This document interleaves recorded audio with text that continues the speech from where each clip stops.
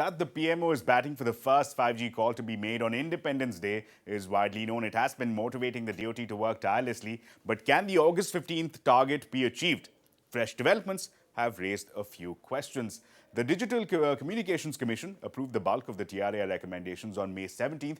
It was anticipated that the following week the Cabinet will take it up for approval and grant its nod. It was merely supposed to be a matter of procedure. In fact, senior DoT officials had confirmed to us back then that by the end of June we could very realistically see the 5G auctions take place. But nearly 3 weeks after the DCC decision, the Cabinet nod is still awaited. Now, what exactly did the DCC approve? Well, for starters, price cuts were limited to 35% as compared to 90% cuts that had been sought by the telecom players, a hugely disappointing move for the sector. The DCC also approved a 20-year spectrum holding period as opposed to 30 years that had been sought by the industry. The DCC also excluded 27.5 to 28.5 gigahertz band from the upcoming 5G auctions. But here's the tricky one. DCC decided against TRAI recommendations and decided to auction spectrum for captive 5G networks. Now, this decision by the DCC has been vehemently opposed by the big tech industry bodies who have unequivocally expressed their disappointment and asked the DoT to reconsider.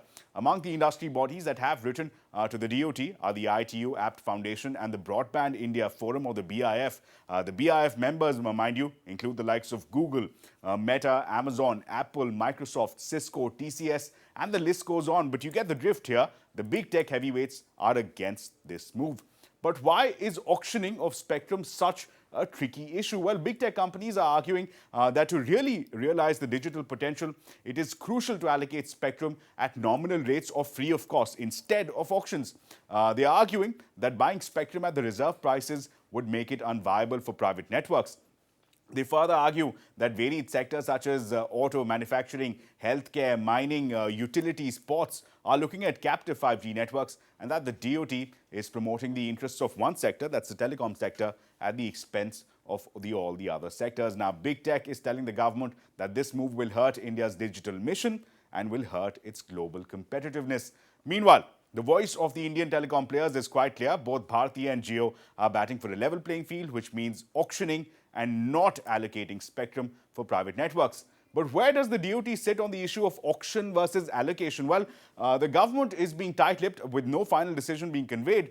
But historically, the DoT has been guided by one key decision of the Supreme Court. That's the 2012 2G verdict. In that judgment, the Supreme Court had declared spectrum to be a national resource and prescribed auctions to be the ideal process for distribution of spectrum. Now, even while the DoT contemplates this current issue, it may be wary of falling foul of this landmark Supreme Court judgment.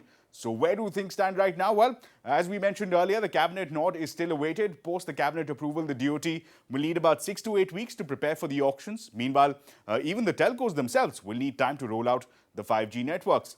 Now, India, mind you, is already behind the 5G curve. Most major economies, the likes of US, China, most European countries, South Korea, have already rolled out 5G networks. Even the battered Sri Lanka has its own 5G network.